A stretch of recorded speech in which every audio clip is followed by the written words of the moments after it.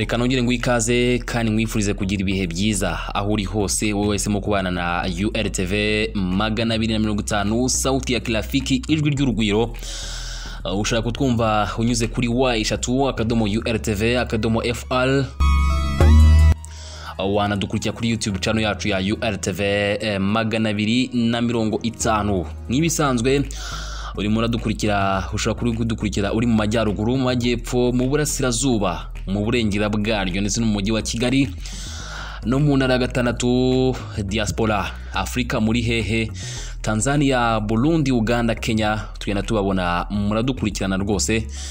France, Canada n'ahandi hatandukanye abariyo ubumva URTV turabasuje cyane kandi dukomeza kwifuriza kugira ibihe byiza.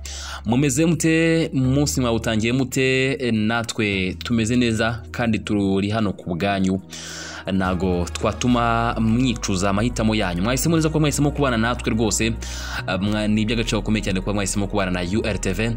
Ikindi kiganiro n'ubundi tugiye kukugezaho ikizamini, iby'ikizamini gikorerwa umuntu utakiri ku isi y'abazima upfuye urupfu rutunguranye.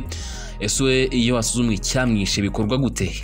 Nitwa Ndahayo Aristide, iyi ni URTV nkuko nabikubwiye. Amasegonda make reka twibete, amasegonda make turaza tukuramburire ino nkuru irambuye.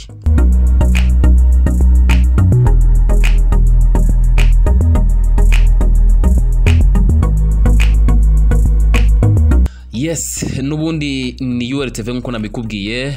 Nyuma rero tuje kubabwira byinshi kubijyanye no kindi kizamini gikorerwa umuntu apfuye, autopsy. Ikizamini gikorwa gite? Iyo umuntu rero apfuye urupfu wenda rukemango bivuga ko ajyanwa gukorerwa ikizamini cya autopsy ngo amenyekane impamvu nyakuri yatumye ava mu mubiri. Ese ubundi bikorwa gute? Ninde utanga uburenganzira ngo gikorwe? Ese gikorwa mu bihe byiciro? Gifite akahe kamaro? Ibi n'ibindi rwose turahari ku bwanyu kugira ngo tubashe kuba twabasobanurira akantu ku kandi kuri iki kizamini wewe nda wajyaga wibazaho cyane.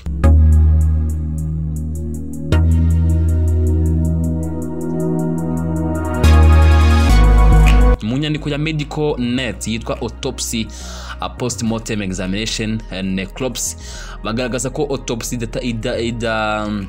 bagaragaza ko autopsy idatangiye gufatwa muri iki gihe, ahubwo autopsy yatangiye gukorwa mu myaka 3500 mbere y'ivuka rya Yesu Kristo mu bwami bwa Babylon, cyangwa se hari ubwo si muri ntabwo nibuka neza ariko hari banza ari muri Iraq y'ubu niba atari Iran y'ubu, ahahoze ari muri Babylon. Rumva ngo bakoraga ibizamini bya autopsy ku nyamaswa hatagamijwe kureba niba zifite uburwayi runaka, ahubwo bagamije kureba uko ahazaza hazaba hameze. Ibyo rwose n'abanyarwanda barabikoraga hambere, baraguza bifashishije urugimbu. Ibyo nabyo wenda babyita autopsy. Mu bwami rero bwa Babylon nabo bifashishaga inyama z'amara n'umwijima. Ibizamini bya autopsy bimenyerewe na benshi, bikunda kugaragazwa kuri televiziyo cyangwa se muri filime zinyuranye n'izitegekwa n'inzego z'umutekano mu rwego rwo gukemura ibibazo runaka, urupfu rutunguranye cyangwa se wenda rukemangwa. Ariko mwene ibi bizamini bishobora no gukorwa mu rwego rwo kugira ngo ubushakashatsi ku ndwara cyangwa mu kwigisha ubuvuzi. Nyine byose hakorwa ibyo byose nkubwiye, iyo bita medical training muri rurimi rw'icyongereza. Muri iyi nkuru rero turibanda ku kizamini cya autopsy gikorwa igihe hakenewe kugaragaza impamvu nyakuri y'urupfu rw'umuntu runaka. Ikizamini cya autopsy gifatwa nande? Ikizamini cya autopsy nanone bita postmortem examination cyangwa se necropsy gikorwa n'umuganga w'inzobere muri byo, babita ba pathologiste kandi uzi kubasha gusesengura neza imiterere y'umubiri n'amatembabuzi yawo. Gukorerwa ku mubiri w'umuntu wamaze gupfa hagamijwe kugaragaza nibura ibintu bine. Ubwo ibyo bine ni ibihe rero? Ni igihe umuntu yapfiriye, icyateye urupfu rwe, aho umubiri waba wagize ukwangirika byaba bitewe n'indi mpamvu runaka cyangwa iy'uburwayi, ndetse n'ubwoko bw'urupfu yapfuye, kwiyahura, kwicwa cyangwa se indi mpamvu isanzwe. Umubiri w'umuntu wapfuye hari iperereza rikenewe gukorwa ngo hamenyekane icyamwishe, ukorerwa autopsy. Mu gihe umurwayi apfuye wenda bitunguranye ari kuvurwa, nabwo umuryango we ubikeneye, hakorwa iki kizamini hakamenyekana neza impamvu y'urupfu rw'umuntu wabo.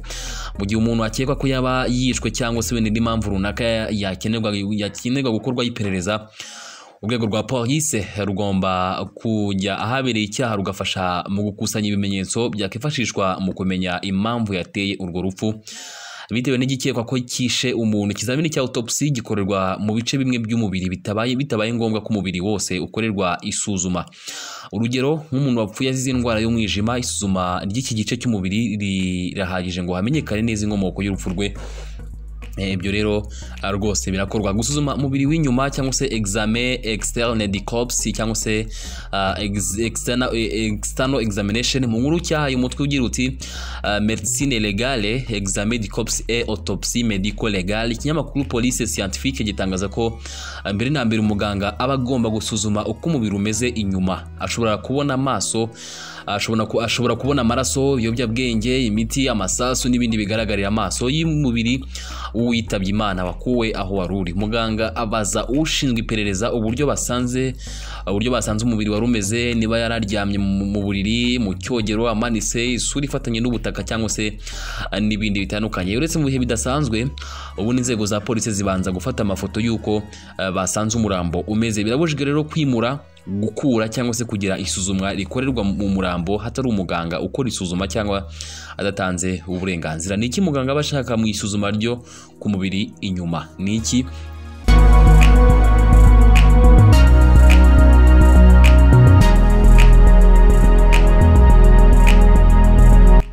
Iyo asuzuma umubiri w'inyuma, aho muganga ahera ku mutwe agasuzuma igihimba kugeza ku mpera z'amaguru. Ku mutwe asuzuma niba mu maso nta bisebe, ukwangirika kw'isura, agasuzuma amaso n'imboni, ahantu hose hari ubwenge, umunwa, amazuru, amatwi, ashakisha niba nta bisebe biriho, kuvunika cyangwa niba amenyo atahongotse. Iri suzuma rero ni naryo akora no ku bice byo ku gihimba, ku bice ndangagitsina ndetse n'ibindi kugeza ku maguru. Isuzuma rero ry'amenyo ni naryo rifasha mu kumenya uwitabye Imana igihe atamenyekanye neza umwirondoro we nyakuri. Mu nkuru Life Science yahaye umutwe ugira uti what exactly do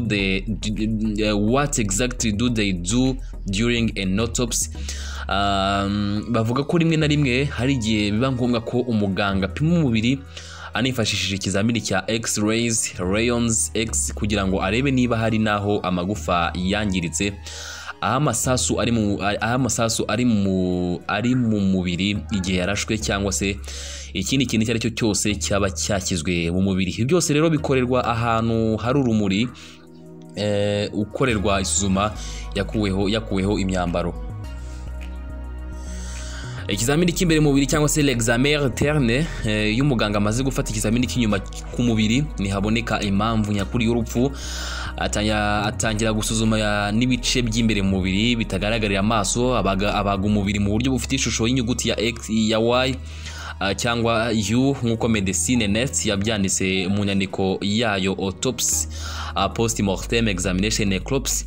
Ibice byo mu gituza no mu nda nk'umutima, umwijima, ibihaha, impyiko, amara, uruhago n'ibindi mu mbabarire n'ibice ndangagitsina abanza kubisuzuma bikiri mu mubiri, ubundi akabikuramo, akabipima, akandika buri kintu kidasanzwe agenda abona. Iyo bibaye ngombwa asuzuma no mu mutwe bitewe n'impamvu ikekwa gutera urupfu, akaba yanakuramo ubwonko. Ntabwo bikunze kubaho ko habagwa inyama z'isura, amaboko cyangwa wenda amaguru ngo bikorerwe isuzuma. Umuganga afata buri gace ka buri gice cyo mu mubiri imbere yakuyemo. Mu Gifaransa ntabwo nyizi neza ariko babyita ngo échantillon d'organes et de tissus prévélés. Akagasuzuma yifashishije microscope. Ibi rero bifasha umuganga kubasha kubona neza inkomoko y'urupfu rw'umuntu. Tuvuge urugero nk'igihe yahawe uburozi bwa monoxide de carbone. Dukomereje kuri uru rugero rw'uburozi rero, umuganga abasha kubona ubwoko bw'uburozi buri mu maraso y'uwapfuye n'ikigero ubwo burozi buriho. Icyo gihe amaraso, inkari n'inyama zo mu nda byose birasuzumwa.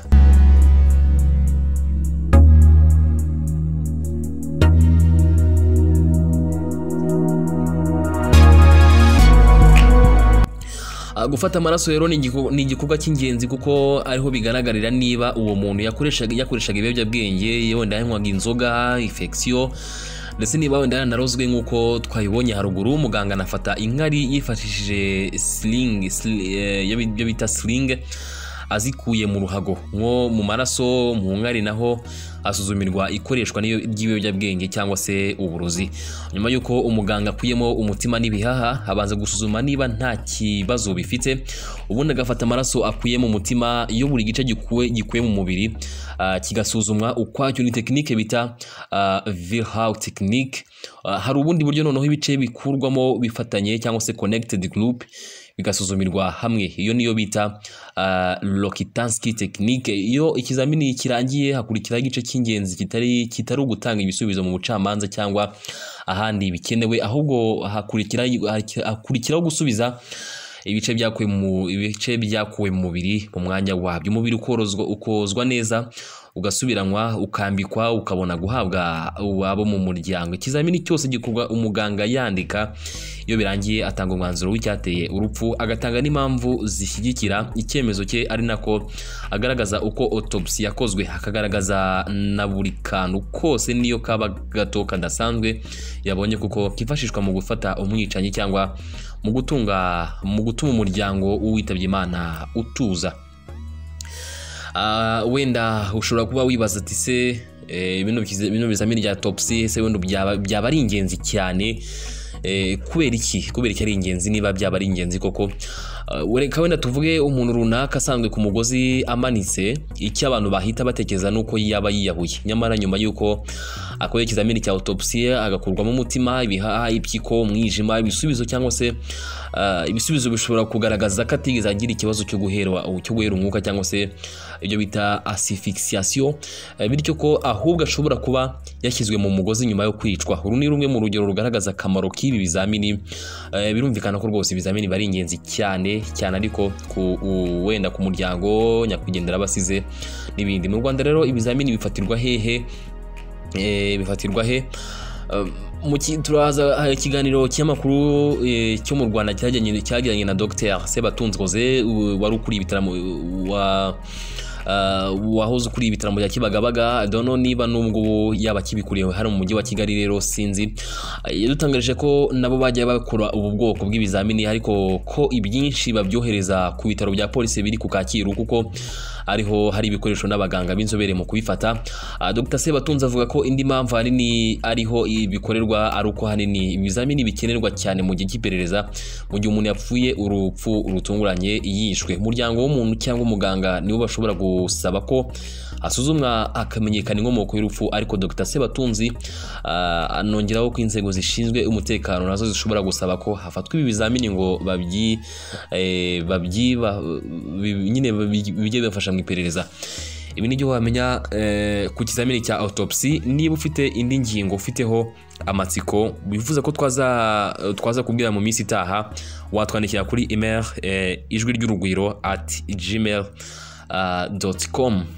twabasha kuba twabona icyo gitekerezo rwose, ndetse tukaba twabana namwe muri video zikurikira kuri iyo nkuru nyine wabashe kuba tubwira ko twavugaho. Nitwa Aristide Ndahayo, iyi ni URTV 250. niba uri kutwumvira kuri YouTube ubwo ni URTV 250, /URTV/FR niyo nkuru watwandikiraho, niyo website wadusangaho ukabana kumva radio yacu birumvikana. Areka mbashimire cyane, mbibutsa ko mwahisemo neza ko mwahisemo kubana natwe. N'ikindi gihe mwashobora kuba mwakurikira ibiganiro byacu, ubwo nta bundi buryo no gukora subscribe kuri no channel, share ndetse na comments, ukajya ubana natwe katwereka urukundo. Suhuza abantu mwese mukomeje kugenda mutwereka ko muri kumwe natwe, nago tuzatuma rwose mwicwa n'irungu. Turahari ku bwanyu, we are there, we are here for you, hano duhari ku bwanyu. Nitwa Aristide Ndahayo nkuko nabikubwiye. Reka nongere mbashimire cyane kandi mbifuze kugira ibihe byiza, mukomeze kugira umunsi mwiza, Nyagasana akomeze kubana namwe, ndetse mukomeze kugira ibihe byiza aho muri hose. Hasta la vista.